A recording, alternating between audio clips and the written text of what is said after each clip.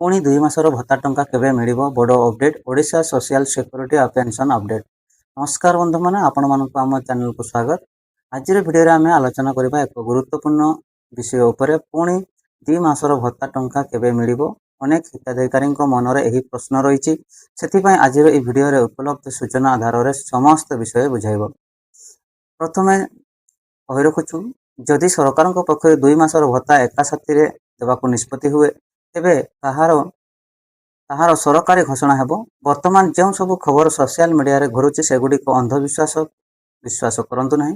जदि आपनको वृद्धावस्था विधवा भत्ता दिव्यांग भत्ता किंबा अन्य सामाजिक सुरक्षा भत्ता पाउछंती तेबे निज बैंक खाता को बा डीबीटी स्थिति जांच करी रखंतु। अनेक समय रे पर्वपर्वाणी किंबा प्रशासनिक कारणरू एका साथी रे 2 मासर टंका जमा होई पारे, किंतु यह सरकार निष्पत्ति उपर निर्भर करे। आपनको आधार बैंक अकाउंट एवं मोबाइल नंबर अपडेट रही कि नहीं ताहा जांच करंतु। जदि कोनोसी त्रुटि रही थाए तेबे भत्ता टंका आसीबार विलंब होई पारे। आमर परामर्श हेउची केवल सरकारी घोषणा और जिला प्रशासनिक सूचना रे भरोसा करंतु। जदि 2 मासर भत्ता एक साथी रे देबो संबंधित कोनोसी नुआ घोषणा आसे आमे संगे संगे आपनको जणाइबु।